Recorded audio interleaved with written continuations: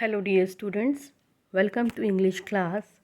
Today we will do the next part of the chapter The Lost Child from the book Moments.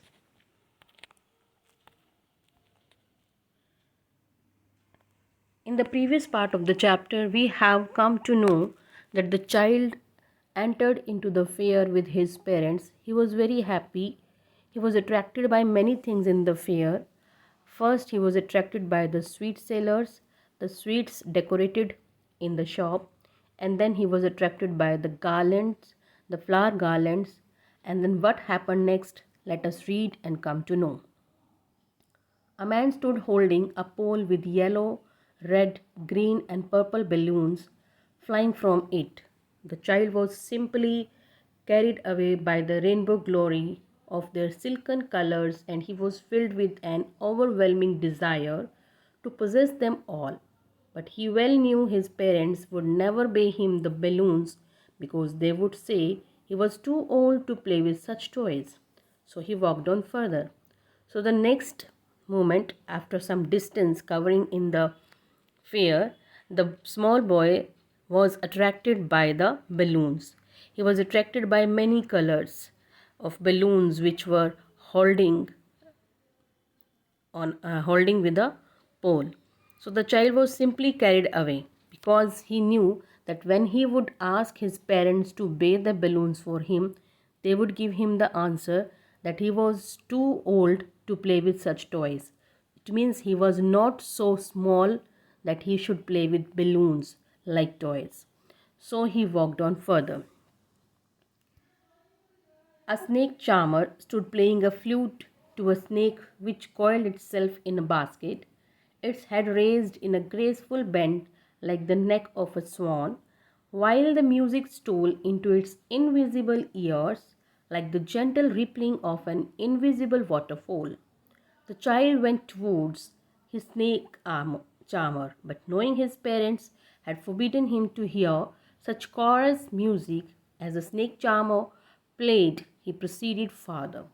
So, next, the child was attracted by the snake charmer who was playing on a flute, and the snake in the basket, as you can see in the picture, the snake in the basket which coiled itself and raised his neck in a beautiful, in a graceful bend when the music stole into its invisible ears like the gentle rippling of an invisible waterfall. So it seems that the snake was listening the music of the flute, and he came out from that basket and bent and raised his neck to listen to the music. The child was attracted by such music and such scene, but the parents did not allow him to stay there anymore. According to the parents, the music of the snake charmer produced, it was very chorus music for the ears of the child. So the child silently proceeded from there. There was a roundabout in full swing. Men, women, and children, carried away in a wailing motion, shrieked and cried with dizzy laughter. The child watched them intently, and then he made a bold request. I want to go on the roundabout. Please, father, mother.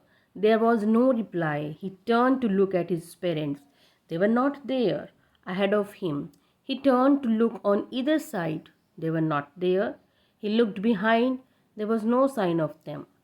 So, the dear children, next the boy was attracted by the roundabout in a swing in the fair. So this time he became firm that definitely he would enjoy the swing. So he watched them intently, and he made a bold request this time that I want to go on the roundabout, father. Please allow me. But what happened there? Suddenly there was no noise. There was no response from his parents. The child turned to look at his parents, but they were not there ahead of him. He turned to look on either side, but unfortunately they were not there also. He looked behind too, but still there was not any sign of his parents anywhere. So the child got disturbed, he got confused. What he should do now? He just instantly felt alone himself. A full deep cry rose within his dry throat, and with a sudden jerk of his body, he ran from where he stood, crying in real fear, "Mother, father." Tears rolled down from his eyes, hot and fierce. His flushed face was convulsed with fear. Panic stricken, he ran to one side first, then to the other, hither and thither in all directions, knowing not where to go. "Mother, father," he wailed. His yellow turban came untied and his clothes became muddy. So when he found that his parents was not with him, he was all alone in the very big, crowdy fair. So a full deep cry rose within his dry throat. He just cried loudly, and with a sudden jerk, suddenly his body was shrinking, and he ran from where he stood. He ran in the search of his father and mother. He cried in real fear. Actually, he was afraid of all these things, afraid of being alone. He thought that now he was alone, and that fear made him cry. "Mother, father," he cried everywhere, and along with the cry, he was weeping also. Tears rolled down from his eyes.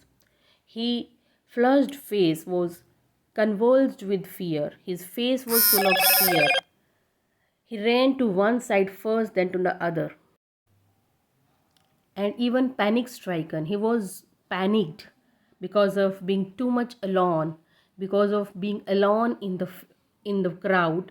He ran all the sides, one side, then other, and then here and there, in all direction, to come to know about his parents, to find out his parents. And along with he crying continuously, he cried mother, he cried father. His yellow turban, which was beautifully tied tied up by his mother, it was untied.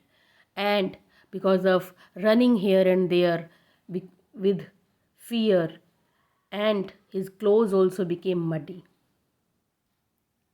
Having run to and fro in a rage of running for a while, he stood defeated. His cries spread into sobs. At little distances on the green grass, he could see through his filmy eyes men and women talking. He tried to look intently among the patches of bright yellow clothes, but there was no sign of his father and mother among these people, who seemed to laugh and talk just for the sake of laughing and talking. So when he ran everywhere in search of his parents, he was failed. His cries were pressed into sobs. Now he was not crying loudly, he was sobbing because he got tired. At a little distance on the green grass, he could see through his filmy eyes, means the eyes which were full of tears and the things which were not visible clearly because of weeping eyes. Men and women were talking here and there. He found there were many people, many men, women were talking, walking, and doing enjoy in the fair. He tried to look intently among the patches of bright yellow cloths, but there was no sign of his parents among those people who seemed to laugh and talk just for the sake of laughing. They were laughing, they were talking. They also were wearing some yellow cloths. He thought that there may be his parents, but unfortunately they were not there. He ran quickly again, this time to a shrine to which people seemed to be crowding. Even little inch of space here was congested with men, but he ran through people's legs, his little sob lingering, "Mother, father," near the entrance to the temple. However, the crowd became very thick. Men jostled each other, heavy men with flashing, murderous eyes and hefty shoulders. The poor child struggled to thrust a way between their feet, but knocked to and fro by their brutal movements. He might have been trampled underfoot Had he not shrieked at the highest pitch of his voice? Father, mother, a man in the surging crowd heard his cry and, stooping with great difficulty, lifted him up in his arms. So, dear students, when he was unable to find out his parents everywhere in the fair, suddenly he reached at the shrine place where the task of worshipping was going on, and there was also a crowd of people. So the boy tried to get into that crowd to find out his parents, and as it was a crowd, many people were jostling each other, many people were pushing each other, and the small innocent child was also pushed by many people. There was a heavy man, and the child was struggling to thrust a way, to find out a way between their feet, and he was knocked and fro by the brutal movement of the crowd. He might have been trampled underfoot. Trampled means crushed. He might have been crushed under the feet of the people, and had he not shrieked at the highest pitch of his voice, if he would not cried at the highest pitch of his voice, Father, mother. Suddenly a man in that crowd heard his cry, and he stooped with some difficulty and lifted that boy into in his arms. So in this way, that strange man rescued the child to be crushed under the feet of the crowd. How did you get here, child? Whose baby are you? The man asked as he steered clear of the mass. The child wept more bitterly than ever now and only cried, I want my mother, I want my father. So when the strange man, the person who saved the child, he asked that why he was there alone, why he was crying bitterly. Then the child cried, and he did not say anything else except he want his father, he want his mother. The man tried to soothe him by taking him to the roundabout. Will you have a ride on the horse? He gently asked as he approached the ring. The child's throat tore into 1,000 shrill sobs, and he only shouted, I want my mother, I want my father. The man headed towards the place where the snake charmer still played on the flute to the swing cobra. Listen to that nice music, child, he pleaded. So the strange man tried to soothe the child. First, he took him to the roundabout, and then he took him to the snake charmer so that he could keep quiet and he could answer, so that the strange man could help him to find out his parents, or he could help him in any way. But the child did not answer anything, did not respond for anything, did not show any interest in roundabout or in the snake charmer.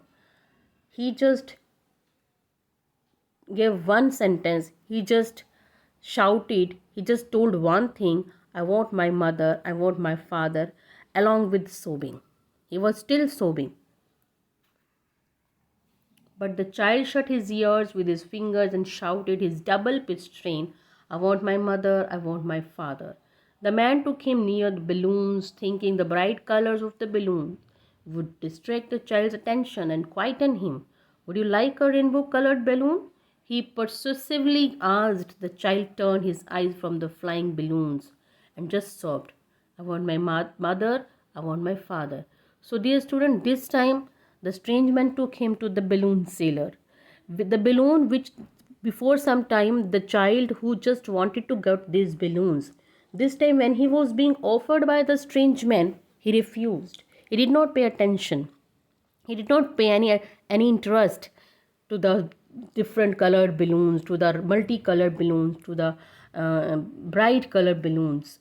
This time he did not show any interest. He did not want to purchase the balloon. He did not want to have the balloons.